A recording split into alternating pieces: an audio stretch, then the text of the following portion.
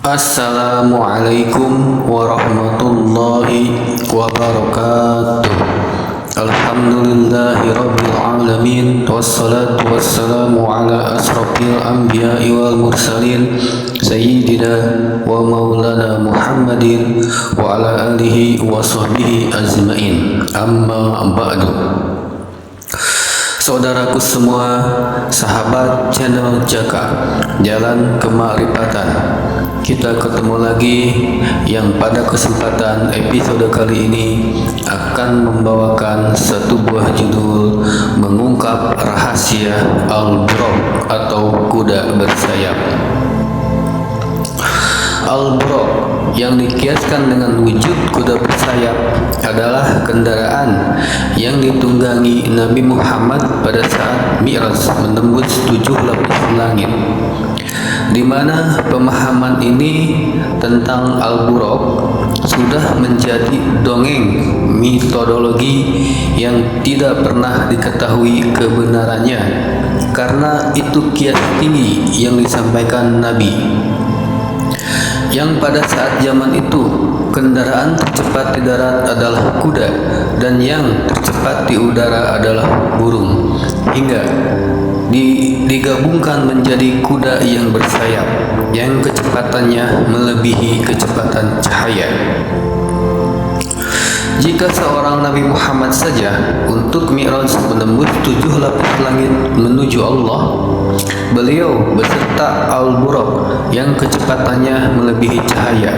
Lalu, apa bisa kita umat akhir zaman yang hanya mengandalkan ibadah-ibadah yang sebatas ibadah jasmania dengan hanya modal yakin dan percaya saja bisa sampai pada Allah? Itu sangat mustahil. Walau kau di dunia ini sakti, ahli ibadah, gelarmu ulama, kiai, ustad, gus, buya, habib, dan lain-lain tanpa beserta Al-Buraq. Dikenakan kecepatan cahaya itu melebihi cahaya, tentunya cahaya di atas cahaya, nurun ala nur. Sedangkan sumber cahaya ialah Allah Subhanahu wa Ta'ala sendiri.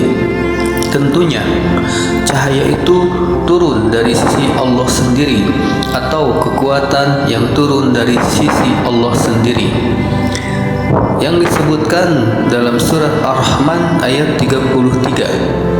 Segenap jin dan manusia jika sanggup tembuslah antara batas langit dan bumi atau akhirat, sekalipun golongan jin dan manusia takkan sanggup menembusnya tanpa beserta kekuatan Allah. Seluruh jin dan golongan manusia takkan bisa kembali tanpa beserta dengan kekuatan nur yang turun dari Allah sendiri, karena yang sampai pada Allah hanya cahayanya saja. Sebagaimana jika diumpamakan matahari dan sinarnya, yang sampai pada matahari adalah sinarnya sendiri, dan cahaya nur atau kekuatan Allah itu disebutkan dalam surat Asy-Syura ayat 52, yaitu nur iman dan nur kitab.